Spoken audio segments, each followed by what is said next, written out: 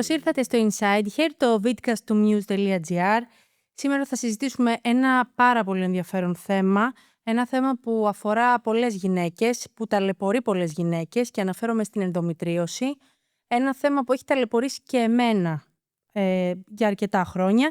Και αν γύριζα το χρόνο πίσω, θα ήθελα να έχω ενημερωθεί πιο σωστά, να ξέρω περισσότερα πράγματα.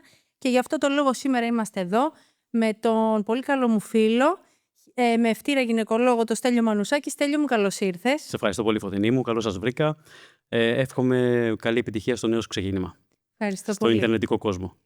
Στέλιο, θέλω να το πω αυτό για σένα πριν ξεκινήσουμε, ότι είσαι ένας άνθρωπος που έχουμε μιλήσει αρκετά, έχουμε κάνει συζητήσεις και χαίρομαι πολύ που έχω τη δυνατότητα εδώ στο Inside Here να φιλοξενώ ανθρώπους που κατά κάποιο τρόπο τους έχω δοκιμάσει στη ζωή μου και όταν είσαι εδώ δίπλα μου ξέρω ότι μόνο να πάρουμε έχουμε από την παρουσία σου. Σε ευχαριστώ πάρα πολύ για τα καλά σου λόγια και εύχομαι να κάνουμε μια επικοδομητική κουβέντα όσο γίνεται πιο απλά για να καταλάβει ο κόσμος τα σημαντικά πράγματα για την ενδομετρίωση.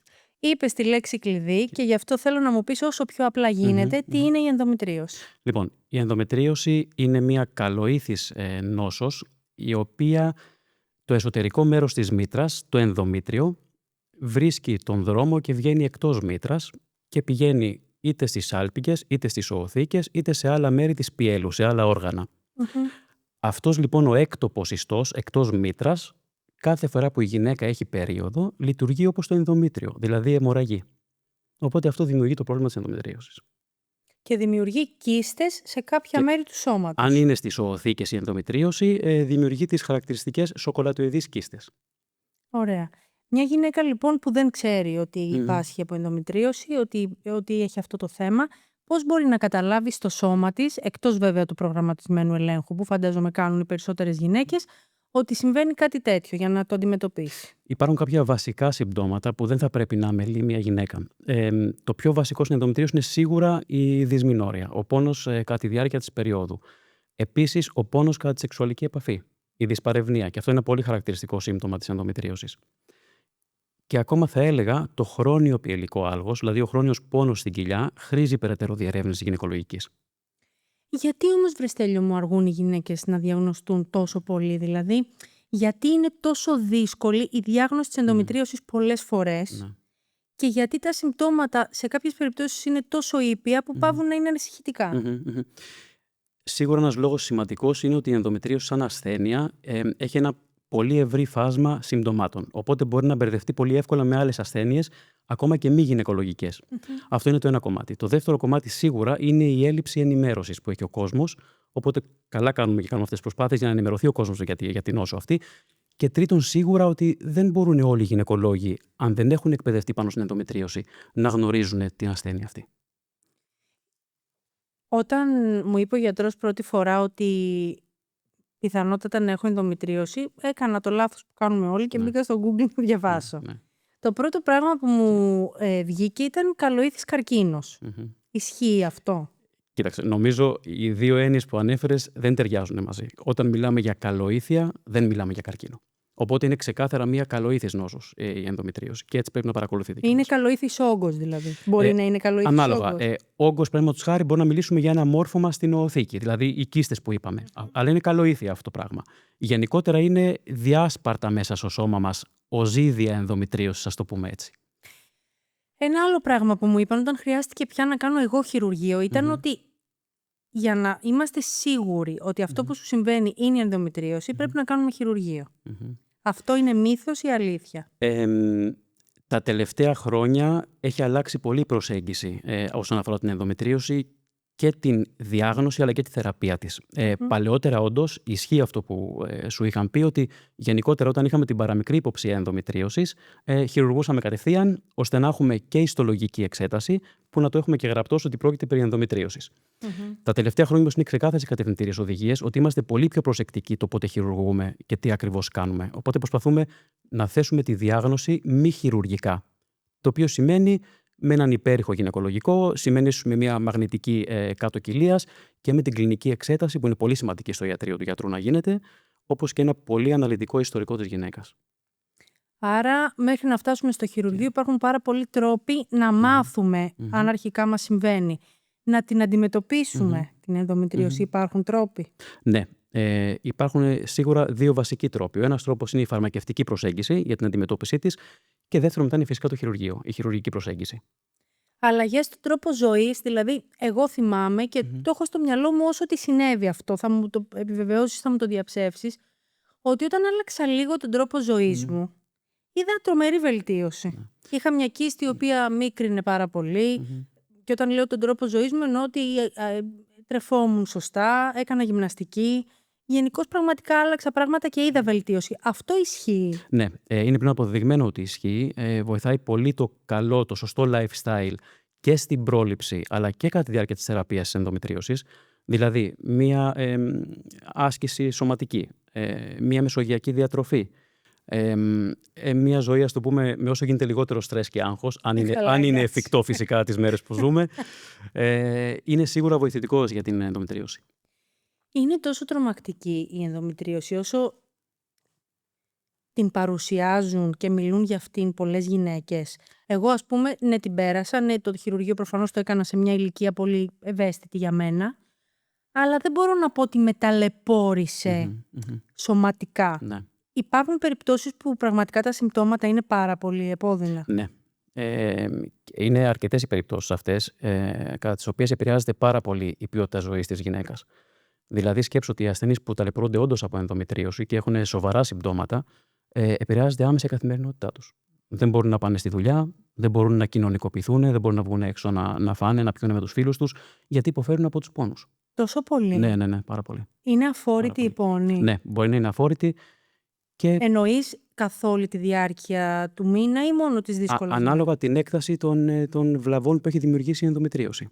Αλλά ακόμα έστω και τις μέρες που έχει την περίοδο της η γυναίκα, που είναι από 5 μέχρι 7 μέρες, δηλαδή είναι ουσιαστικά το 1/4 του μήνα, το να μην μπορεί να βγει έξω, να μην μπορεί να πάει στη δουλειά της κτλ. Είναι ένα σοβαρό ζήτημα. Τι ποσοστό αφορά η ενδομετρίωση? Είναι περίπου 7 με 10% στις γυναίκες αναπαραγωγικής ηλικίας. Δηλαδή από 15 μέχρι 49 ετών, 10% περίπου των γυναικών θα νοσήσουν με ενδομετρίωση. Είναι η δεύτερη στατιστικά πιο συχνή καλοήθης νόσος μετά τα ινομοιώματα. Να σε ρωτήσω κάτι. Τώρα αυτό πραγματικά δεν το ξέρω, δηλαδή σε ρωτάω με άγνοια. Υπάρχει κάτι που να λειτουργεί ως πρόληψη στο να μην πάθουμε ενδομετρίωση? Όχι. Δύσκολο ερώτημα. Δεν έχουμε ακριβώς την απάντηση για να είμαι ειλικρινής επιστήμον. Σίγουρα όμως αυτό που είπαμε πριν, το ένα καλό lifestyle μπορεί να είναι και προληπτικό μέτρο, ας το πούμε, ώστε να μην νοσήσουμε. Αλλά τώρα αυτά όλα είναι πολύ ρευστά ακόμα. Δεν έχουμε... Σκέψω ότι φαντάζομαι δεν γνωρίζουμε καν ακόμα την αιτία της ενδομετρίωσης. Δηλαδή την παθογένεια, το μηχανισμό της, δεν είμαστε σίγουροι ακριβώς ακόμα πώς δημιουργείται. Οπότε καταλαβαίνεις ότι είναι λίγο δύσκολο να στοχεύσουμε και στην πρόληψη και στη θεραπεία και το θέλουμε 100% και σωστά. Έχεις δίκιο. Αλλά θέλω να σε ρωτήσω το εξής, να μου διαλύσεις έναν άλλο μύθο, αν όντως δεν ισχύει. Εμένα μου είχαν πει τότε, δεν θυμάμαι ποιος για να τον επικαλεστώ, αν ήταν δηλαδή επιστήμονας ή όχι, ότι ας πούμε η χρήση ταμπών μπορεί να χειροτερέψει ή να δημιουργήσει και ενδομετρίωση. Αυτό είναι μύθος? Μύθος είναι. Μύθος. Άρα δεν έχει να δεν κάνει έχει καθόλου. επιστημονική βάση αυτό, όχι. Δεν έχει να κάνει καθόλου. Δεν έχει επιστημονική βάση, όχι. Και τώρα πάμε σε όλη τη βάση της ιστορίας της ενδομετρίωσης που έχει να κάνει με την υπογονιμότητα. Ναι. Τι είναι αυτό που συμβαίνει στο σώμα της γυναίκας και μπορεί να της δημιουργήσει υπογονιμότητα? Όπως είπαμε εξ αρχής με τον ορισμό της ενδομετρίωσης, όταν λοιπόν αυτός ο ιστός του ενδομετρίου βγει εκτός μήτρας και πάει είτε στις άλπιγγες είτε στις ζωοθήκες, εκεί δημιουργείται μια χρόνια φλεγμονή. Οπότε δημιουργούνται συμφύσεις. Τι σημαίνει αυτό? Ότι κολλάνε μεταξύ τους τα όργανα. Όταν λοιπόν λογικά σκεπτόμενοι δούμε ότι οι σάλπιγγες ή οι ζωοθήκες μας, που είναι βασικά γρανάζια στην αναπαραγωγή του ανθρώπου, είναι κολλημένα μεταξύ τους και έχουν συμφύσεις, είναι πολύ δύσκολο να επιτευχθεί η σύλληψη. Είναι πολύ δύσκολο, αλλά δεν είναι κατόρθωτο. Όχι. Στατιστικά μιλώντας, οι γυναίκες που έχουν ενδομετρίωση, ένα 30 με 50% των γυναικών αυτών θα έχουν δυσκολία στο να μείνουν έγκυες. Είναι μεγάλο το ποσοστό. Ναι, εντάξει, δεν είναι όμως απαγορευτικό, δηλαδή δεν είναι 100%. Δεν είναι απαγορευτικό, όχι, αλλά είναι μεγάλο. Πίστευα ότι ίσως είναι αρκετά μικρότερο. Γιατί η αλήθεια είναι ότι εγώ επικοινωνώ από τότε που έχω πει δηλαδή ότι έχω αντιμετωπίσει την ενδομετρίωση, μου στέλνουν πάρα πολλές γυναίκες. Και βλέπω όντως ότι δυσκολεύονται, μέχρι πολύ μεγάλη ηλικία προσπαθούν. Και μου φαινόταν όμως ότι, ρε παιδί μου, δεν είναι και τόσο πολύ μεγάλο το ποσοστό αυτό. Κοίταξε, Σίγουρα υπάρχουν πάρα πολλές άλλες αιτίες που μπορούν να δημιουργήσουν υπογονιμότητα. Έτσι. Συνδυαστικά εννοείς, να Και υπάρχει συνδυαστικά ή και από μόνο του, και και να μην υπάρχει. Ναι, σαφώς. Αλλά η ενδομετρίωση είναι από τους κύριους παράγοντες που δημιουργεί δυσκολίες στην γονιμότητα της γυναίκας. Αν καταφέρει μια γυναίκα να συλλάβει, μπορεί και φυσιολογικά, φαντάζομαι, αλλά και με όλες τις άλλες μεθόδους. Βέβαια, που δίνει η επιστήμη. Σαφώς. Υπάρχουν επιλογές. Το σημαντικό είναι να υπάρχει μια σωστή κατεύθυνση και ένα ιατρικό πλάνο. Αυτό είναι το πιο σημαντικό στις περιπτώσεις σε γυναίκες με ενδομετρίωση. Όταν κάνεις τη διάγνωση της ενδομετρίωσης, εσύ είσαι σε θέση να γνωρίζεις αν αυτό που βλέπεις εκείνη την ώρα θα δημιουργήσει υπογονιμότητα στη γυναίκα ή όχι? Ανάλογα. Συνήθως είναι αυτό που λέω πάντα, είναι ότι μέχρι αποδείξεως του εναντίου.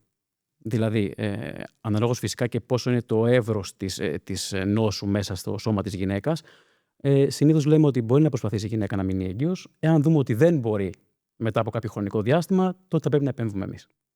Με άλλες μεθόδους που μας έχει δώσει επιστήμη πολλά. Ακριβώς. Ή και με χειρουργείο. Δηλαδή να καθαρίσουμε την ενδομετρίωση και μετά να μπει το ζευγάρι ξανά στη διαδικασία να μείνει έγκυος, ακόμα και με φυσιολογική σύλληψη. Άρα ουσιαστικά, ακόμη και αν έχει δημιουργήσει υπογονιμότητα η ενδομετρίωση σε μια γυναίκα, εάν χειρουργηθεί και καθαρίσει, τουλάχιστον για λίγο καιρό, μέχρι ενδεχομένως να ξαναδημιουργηθεί, μπορεί και να προσπαθεί και να έχει το επιθυμητό αποτέλεσμα. Βεβαίως. Δηλαδή, αν χειρουργηθεί σωστά η ενδομετρίωση και καθαρίσουμε όλες τις αιστείες ενδομετρίωσης χειρουργικά, είναι πολύ σημαντικό μετά να υπάρχει μετεγχειρητικό πλάνο. Δηλαδή, αν το ζευγάρι θέλει όντως να τεκνοποιήσει, πρέπει άμεσα μετά το χειρουργείο να ξεκινήσει πάλι τις προσπάθειες, ώστε να μην δώσουμε το χρόνο που χρειάζεται η ενδομετρίωση για να επανέλθει. Μπορεί να επανέλθει άμεσα, πολύ γρήγορα. Είναι υποκειμενικό αυτό. Δηλαδή, έχω δει και περιπτώσεις μετά από 3 με 6 μήνες να έχει επανέλθει η ενδομετρίωση μετά από χειρουργείο, αλλά είναι υποκειμενικό. Ναι, είναι λίγο τρομακτικό αυτό τώρα που λες, ότι ας πούμε μια γυναίκα μπορεί κάθε λίγο και λιγάκι ενδεχομένως να χρειάζεται μια επέμβαση. Θα επανέλθω σε αυτό που είπα πριν ακριβώς, ότι είναι σημαντικό το μετεγχειρητικό πλάνο. Δηλαδή, η μία επιλογή είναι που είπαμε πριν όσον αφορά την τεκνοποίηση. Αν η γυναίκα δεν θέλει να τεκνοποιήσει άμεσα. Της κόβουμε την περίοδο. Εντάξει, είναι λίγο ακραίο αυτό που λέμε. Υπάρχουν όμως και επιλογές να κόψουμε την περίοδο, είτε να την έχουμε λιγάκι υπό ορμονικό έλεγχο, ας το πούμε έτσι, με κάποια αντισυλληπτικά. Εγώ το έχω κάνει και τα δύο. Έχω κάνει και ενέσεις να μου σταματήσει η περίοδος και είναι και αυτό μια επιλογή. Αλλά ξαναλέω, το τονίζω αυτό το πράγμα, είναι σημαντικό όχι απλά να χειρουργούμε τη γυναίκα με ενδομετρίωση, πρέπει να είναι ξεκάθαρο το μετεχειρητικό πλάνο, όσο μπορούμε λοιπόν προληπτικά να μην ξαναέρθει στην επιφάνεια ενδομετρίωση. Ερώτηση. Μία κίστη ενδομετρίωσης, εάν δεν τη χειρουργήσεις, μπορεί να φύγει?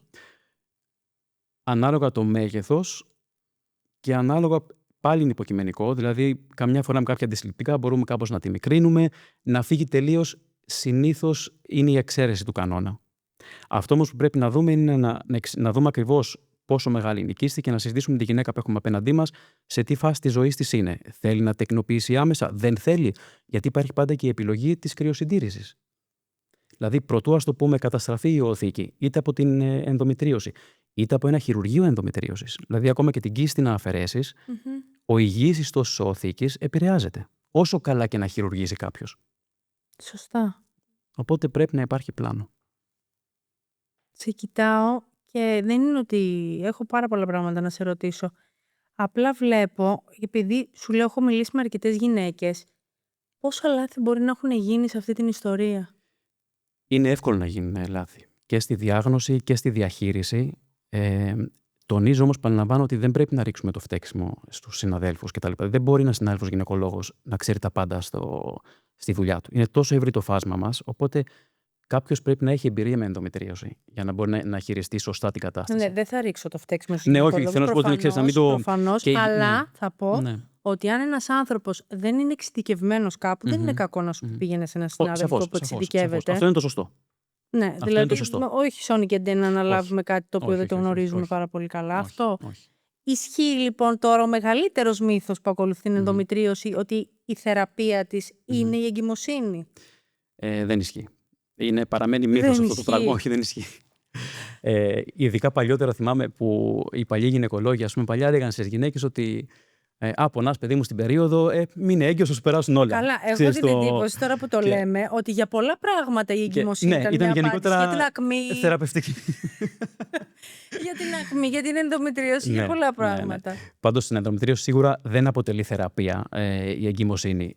Βοηθάει όμως στο να καθυστερήσει ίσως τα συμπτώματα της ενδομετρίωσης και ίσως βοηθήσει λιγάκι ώστε να μην επανέλθει τόσο γρήγορα η ενδομετρίωση ξανά. Και ο λόγος είναι ξεκάθαρος. Και αυτό θέλω να το εξηγήσω. Γιατί θέλω να τεκμηριώσω γιατί λέμε ότι μπορεί να βοηθήσει λιγάκι στην ενδομετρίωση η εγκυμοσύνη.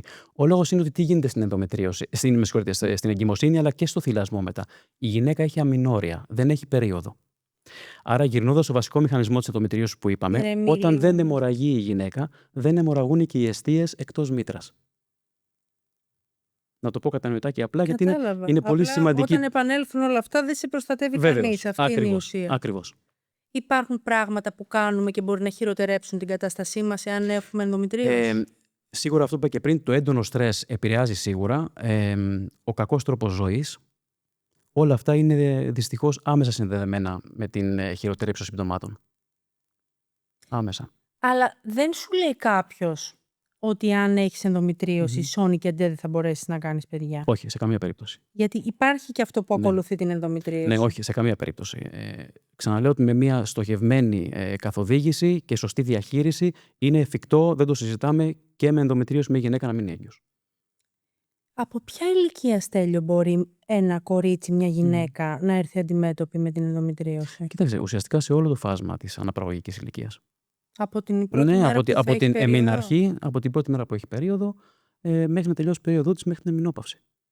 Υπάρχει διαφορετική αντιμετώπιση ανά ηλικία? Δηλαδή, πιο εύκολα βάζεις μια 35άρα, για παράδειγμα, στο χειρουργείο από μια 17άρα. Κοίταξε, η ηλικία σίγουρα παίζει καθοριστικό ρόλο στο πόσο πιο εύκολα θα χειρουργήσουμε μια γυναίκα. Δηλαδή, αν η γυναίκα, η ασθενής είναι νέα, προσπαθούμε να μην τραυματίσουμε τις οθήκες της και το οθηκικό απόθεμα, με ένα χειρουργείο.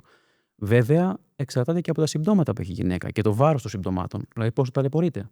Αν ταλαιπωρείται πολύ ή αν έχει διηθήσει άλλα όργανα η ενδομετρίωση και επηρεάζει την εύρυθμη λειτουργία όλου του οργανισμού μας πλέον, εκεί δεν τίθεται θέμα ηλικίας. Εκεί πρέπει να χειρουργήσουμε. Ποια συμπτώματα λοιπόν από αυτά που μας ανέφερες και προηγουμένως, και δεν είναι και κακό να τα ξαναπούμε, δεν θα έπρεπε να αμελήσουμε? Γιατί, ας πούμε, κάποια από αυτά που είπες, το να πονάμε στην περίοδο ή να έχουμε πολύ αίμα, είναι χαρακτηριστικό της ενδομετρίωσης ή η έντονη αιμορραγία? Είναι, θα μπορούσε να είναι, όχι από τα πρώτα συμπτώματα, αλλά θα μπορούσε να είναι και αυτό μέρος των συμπτωμάτων. Ξέρεις τι, γιατί αυτό είναι μια παγίδα τώρα, γιατί αυτό μπορεί να συμβαίνει και σε μια υγιή γυναίκα. Βέβαια. Άρα να μπερδεύεται και να λέει ότι οκ, και η Φωτεινή πονάει, την φίλη μου, την έχω ρωτήσει, άρα δεν είναι κάτι σοβαρό. Υπάρχει ένα δυνατό καμπανάκι που θα έπρεπε να μας οδηγήσει στο γιατρό, πέρα από αυτά που μπορεί να τα έχει και κάποια γυναίκα που δεν είναι αντιμέτωπη με την ενδομετρίωση? Κοίταξε, σίγουρα ένα δυνατό καμπανάκι θα ήταν αν η γυναίκα έχει αυτά που αναφέραμε, αλλά και παράλληλα εντερικές διαταραχές σοβαρές, όπως παραδείγματος χάρη να δει και αίμα στα κόπρανα, παραδείγματος χάρη. Δημιουργεί αίμα στα κόπρανα. Θα μπορούσε, βέβαια. Γιατί αν έχει διηθήσει το έντερο, τότε μπορεί να έχουμε τη λεγόμενη αιματοχεζία. Ή αν έχουμε, ας πούμε, αιματουρία. Μπορεί να έχει διηθήσει την ουροδόχο κίστη μας. Όλα αυτά όμως δεν είναι μαύρο ή άσπρο. Οπότε δεν μπορούμε να πούμε, ξέρεις, αυτό άμα συμβεί πρέπει οπωσδήποτε πρέπει να εξεταστείς για να το αντιμετωπίσεις, να δεις τι είναι βασικά. Και αυτό είναι και το δύσκολο της ενδομετρίωσης. Ότι είναι τόσο ευρύ το φάσμα των συμπτωμάτων και τόσο υποκειμενικό το τι μπορεί να έχει κάθε γυναίκα. Σίγουρα πρέπει κάθε γυναίκα να μάθει να είναι alert. Δηλαδή να έχει το μυαλό της, να δει τι την προβληματίζει, τι την ενοχλεί και να μιλάει κατευθείαν με τον γυναικολόγο της. Ξέρεις, επειδή είσαι ένας άνθρωπος, δηλαδή εκτός του ότι είσαι εξαιρετικός γιατρός, είσαι και ένας άνθρωπος ο οποίος όμως μπαίνει στη διαδικασία να μιλήσει, να βοηθήσει, να συζητήσει, και αυτό έχει πολύ μεγάλη σημασία. Με φοβίζει, δεν θα πω με φοβίζει αρκετά το γεγονός ότι είναι τόσο αδιέξοδη αυτή η νόσος, και νομίζω ότι είναι ένα από τα χαρακτηριστικά της αυτό, ότι δεν ξέρεις πού θα σε οδηγήσει, δεν ξέρεις αν θα πάψει ποτέ να υπάρχει, δεν ξέρεις αν υπάρχει λύση, και αυτό, εκτός από το προφανές ότι δημιουργεί πρόβλημα στο σώμα μιας γυναίκας, δεν μπορώ να φανταστώ τι παιχνίδια μπορεί να παίζει, μάλλον μπορώ, αλλά δεν μπορώ να καταλάβω ακριβώς, σε πολλές χειρότερες περιπτώσεις από τη δική μου, τι ψυχολογία μπορεί να δημιουργήσει στη γυναίκα αυτό, άγχος, στεναχώρια. Είναι πολύ δύσκολη η κατάσταση ψυχολογική μιας γυναίκας που όντως υποφέρει από ενδομετρίωση. Δηλαδή, η ασθενής δυστυχώς μπαίνει σε ένα φαύλο κύκλο. Διότι ταλαιπωρείται πάρα πολύ από τα συμπτώματα. Ταλαιπωρείται πάρα πολύ και από τον περίγυρό της. Γιατί ο περίγυρός της πολλές φορές δεν παίρνει σοβαρά αυτά τα συμπτώματα. Πόσες φορές έχουμε ακούσει εκφράσεις από τον περίγυρο, έλα, πώς κάνεις έτσι, πονάς την περίοδο και τι Όλες έγινε. πονάνε. Όλες πονάγαμε. Έτσι δεν είναι, όλες πονάγαμε. Πονάνε. Ναι, αλλά εγώ πονάω περισσότερο. Τι να κάνουμε. Τι να κάνουμε, ακριβώς. Συν ότι επηρεάζει η ενδομετρίωση πάρα πολύ και τη σεξουαλική ζωή της γυναίκας. Η οποία δυστυχώς ακόμα και σήμερα παραμένει ένα θέμα ταμπού το να ανοιχτεί η γυναίκα και να μιλήσει είτε με τον περίγυρό της για το πρόβλημα που έχει στη σεξουαλική της ζωή, είτε ακόμα και με τον γυναικολόγο της. Με μεγάλη συζήτηση, γιατί φοβάσαι να πεις σε έναν σύντροφο που μπορεί να μην είναι ο σύντροφος της ζωής σου. Βεβαίως. Που και στο σύντροφο της ζωής τους πολλές δεν το μαρτυρούν. Ακριβώς. Αλλά σε έναν, ας πούμε, περιστασιακό σύντροφο ή σε έναν σύντροφο που δεν έχει ορίσει ακόμα η ζωή τι θα συμβεί, να του μιλήσεις για όλο αυτό, να δείξεις την δέουσα κατανόηση, ας πούμε, και να μπορέσει να σε βοηθήσει. Άρα ουσιαστικά μου λες τώρα. Φαντάζομαι το ξέρεις από την εμπειρία σου ότι οι γυναίκες, ας πούμε, μπορεί και να αποφεύγουν τη σεξουαλική του ζωή πολλές φορές. Βέβαια, επηρεάζεται άμεσα η σεξουαλική ζωή. Γιατί καταλαβαίνεις ότι μια γυναίκα όποτε έχει επαφή πονάει, που μιλάμε για πόνο, δεν μιλάμε τώρα για κάποια ενόχληση κατά τη διάρκεια της επαφής, προφανώς θα κλειστεί στον εαυτό της. Δεν θα θέλει να έχει επαφές. Αυτό μπορεί να έχει ως επακόλουθο να πέφτει και η λιμπιντό της στην πορεία. Άρα λοιπόν αυτό επηρεάζει, είναι μέσα στο φαύλο κύκλο που είπαμε πριν, κατά τον οποίο η γυναίκα είναι πολύ δύσκολο να βγει από ένα σημείο και μετά. Δηλαδή πρέπει οπωσδήποτε να βρει κάποιον, να το θέσω έτσι, ως συνοδοιπόρο της σε αυτή την κατάσταση. Γιατί είναι για όλη την αναπαραγωγική της ηλικία αυτό το πράγμα. Δηλαδή μιλάμε για 30 χρόνια. Είναι αντιμετωπίζει διαρκώς με αυτό. Βέβαια. Υπάρχουν και αυτές οι περιπτώσεις. Σαφώς. Που δηλαδή μπορεί κάθε μήνα να είσαι αντιμέτωπος με φρικτούς πόνους. Βεβαίως. Με έντονη ροή ενδεχομένως. Να χαλάει και η ποιότητα ζωής γενικά του ζευγαριού, διότι δεν μπορείς να βγεις, να πας διακοπές. Βέβαια. Έχουμε δει πολλές γυναίκες με ενδομετρίωση, οι οποίες δυστυχώς πάσχουν από κατάθλιψη πλέον. Δηλαδή επηρεάζεται το ψυχολογικό μας σύστημα. Από την ενδομετρίωση. Βέβαια. Τους πόνους και από τα συμπτώματα και από το φαύλο κύκλο που έχει μπει η γυναίκα, που δεν μπορεί να βγει. Φαντάζομαι και από τον μη υποστηρικτικό σύντροφο. Βέβαια. Και ο σύντροφος και ο περίγυρος, όπως είπαμε, και δυστυχώς ξέρεις, η ημιμάθεια είναι χειρότερη της αμάθειας. Το οποίο χαρακτηρίζει συνήθως τον περίγυρο. Χαρακτηρίζει τον περίγυρο, αλλά καμιά φορά χαρακτηρίζει και τις παθούσες. Είτε γιατί δεν το ψάχνουν πολύ. Και αυτό είναι ένα μεγάλο κεφάλαιο, σαφώς. Είτε γιατί και ο γιατρός δεν εξηγεί ακριβώς τη γυναίκα με τι είναι αντιμέτωπη. Με τι έχει να κάνει, ναι. Δηλαδή, εγώ το έχω ξαναπεί και θα το πω και σε σένα για να καταλάβεις ότι εγώ, ας πούμε, πάω στη γιατρό με έναν πόνο τέλος πάντων και μου λέει υπάρχει μια πολύ μεγάλη σοκολατοειδή κίστη την οποία πρέπει να την ψάξουμε λίγο παραπάνω, θα κάνουμε καρκινικούς δείκτες. Μπαμ. Λοιπόν, θυμάμαι η Φωτεινή. Με παίρνει τηλέφωνο η Φωτεινή, Στέλιο, πρέπει να κάνω καρκινικούς δείκτες. Και επειδή με ξέρεις κιόλας, πρέπει να κάνουμε καρκινικούς δείκτες. Και δεν μου εξήγησε τίποτα άλλο. Ήταν και ο λόγος που άλλαξα γιατρό. Δεν χειρουργήθηκα με αυτή τη γιατρό. Κάτσε, Χριστιανή μου, να μου εξηγήσεις τι εννοείς, γιατί είναι οι καρκινικοί δείκτες, γιατί να κάνω καρκινικούς δείκτες, τι είναι αυτό που μου συμβαίνει. Δηλαδή. Έχεις τόσο δίκιο σε αυτό που λες. Είναι κομβική σημασίας να κοιτάξουμε την ασθενή μας στα μάτια, να πάρουμε το χρόνο μας και να της εξηγήσουμε ακριβώς περί τίνος πρόκειται και για ποιο λόγο χρειάζεται η κάθε εξέταση και να της κάνουμε ξεκάθαρη τη σκέψη μας και το πλάνο που έχουμε στο μυαλό μας για να βοηθήσουμε αυτή τη γυναίκα. Αυτή η λέξη που λες είναι τόσο ανακουφιστική, το πλάνο. Ναι. Πόσο χρειάζεται μια γυναίκα να έρθει σε σένα, να της πεις ναι, να αντιμετωπίζουμε αυτό, αλλά έχουμε πλάνο, ακριβώς. Θα το αντιμετωπίσουμε. Ακριβώς. Δηλαδή να μην μιλάς μόνο για τη στιγμή τώρα, ναι. Αλλά και για τις στιγμές μετά, ότι το κάνουμε έτσι, βήμα-βήμα. Πόσο ανακουφιστικό είναι αυτό. Και αυτό βοηθάει πάρα πολύ, ώστε η γυναίκα να μην μπει στο φαύλο κύκλο που λέγαμε. Γιατί την έχεις ενημερώσει, ξέρει πάνω κάτω όσο μπορεί να καταλάβει το τι είναι αυτή η ασθένεια και καταλαβαίνει μετά τα βήματα που κάνουμε, για ποιο λόγο ακριβώς γίνονται και τι θέλουμε να πετύχουμε. Εγώ πιο πολύ χαίρομαι για αυτή τη συζήτηση σήμερα, γιατί κάπως διαλύουμε το μύθος, που εντάξει, εγώ επειδή το είχα ψάξει λίγο παραπάνω, επειδή μου συνέβαινε, το ήξερα, αλλά θέλω πολύ να το ακούσουν οι γυναίκες, γιατί υπάρχουν πολλές γυναίκες που με τη διάγνωση της ενδομητρίωσης αυτομάτως έχουν πιστέψει ότι δεν θα μπορέσουν ποτέ να κάνουν παιδί. Ναι. Είναι και αυτό μέρος της ημιμάθειας. Ναι. Έτσι δεν είναι? Ή ότι ο γιατρός δεν σου εξηγεί. Γιατί εμένα, ας πούμε, μου είχε πει μέχρι τα 31 πρέπει να κάνεις παιδί. Σαν να μου λέει ότι από τα 31 και μετά μάλλον δεν θα μπορέσεις να κάνεις. Εντάξει, τώρα γενικότερα αυτές οι, ας το πω, βαρύγδουπες δηλώσεις στην ιατρική καλό είναι να αποφεύγονται. Γιατί κάθε γυναίκα έχει τη δική της οντότητα, το δικό της μηχανισμό και τα δικά της συμπτώματα στην ενδομετρίωση. Οπότε δεν είναι άσπρο ή μαύρο. Τους φρικτούς πόνους πώς τους αντιμετωπίζουν?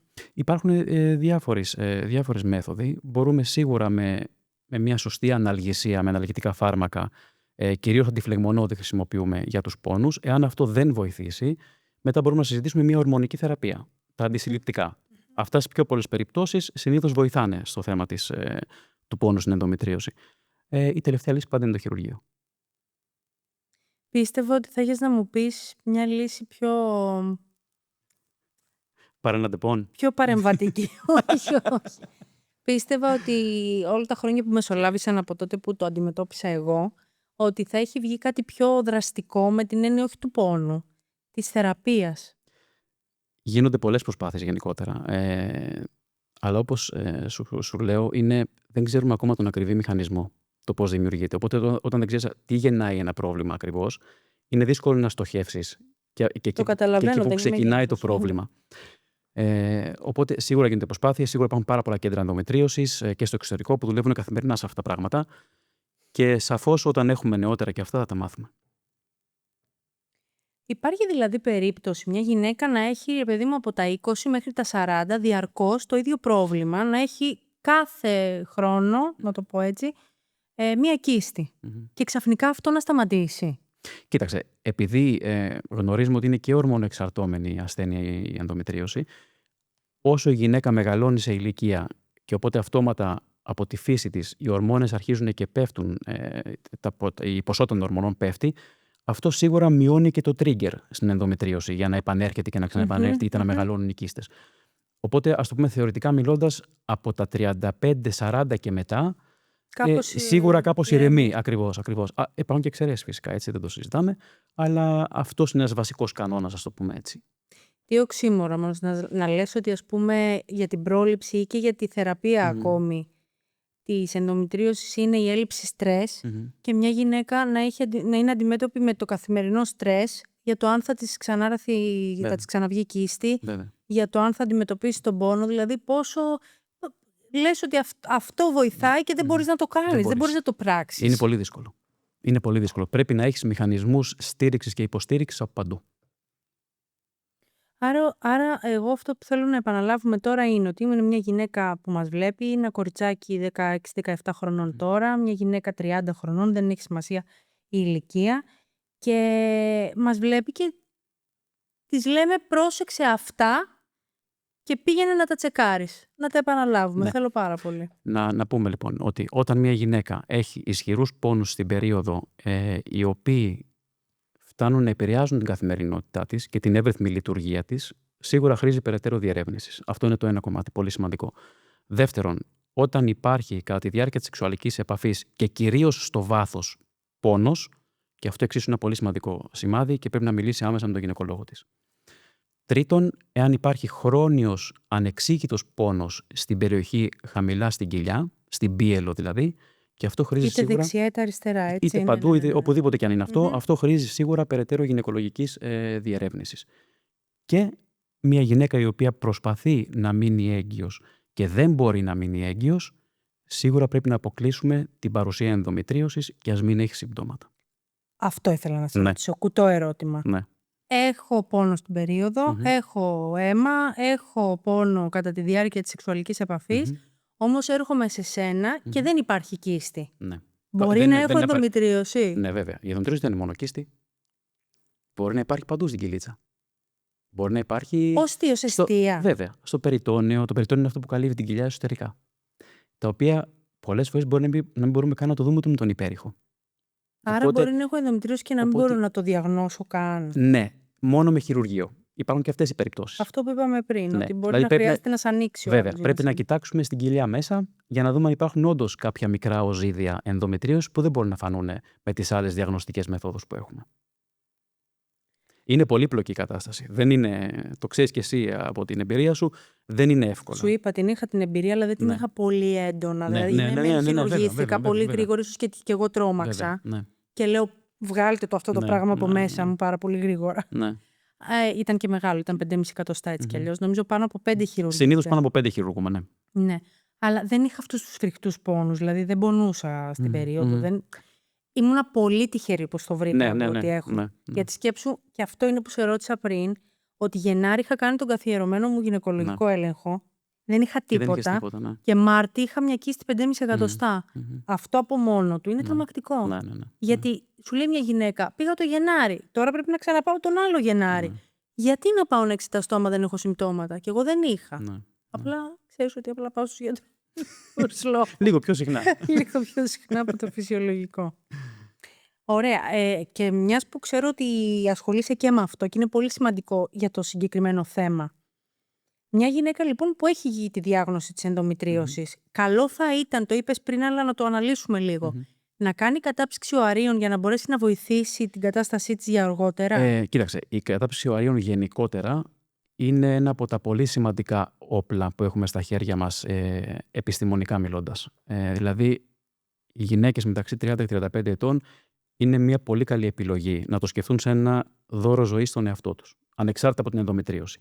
Τώρα, αν έχουμε και ενδομητρίωση και ειδικά αν έχουμε ενδομητρίωση στις οοθήκες, δηλαδή τα ενδομητριώματα που ανέφερες και πριν, οι σοκολατοειδείς κίστες, τότε σίγουρα είναι, θα έλεγα, σχεδόν μονόδρομος.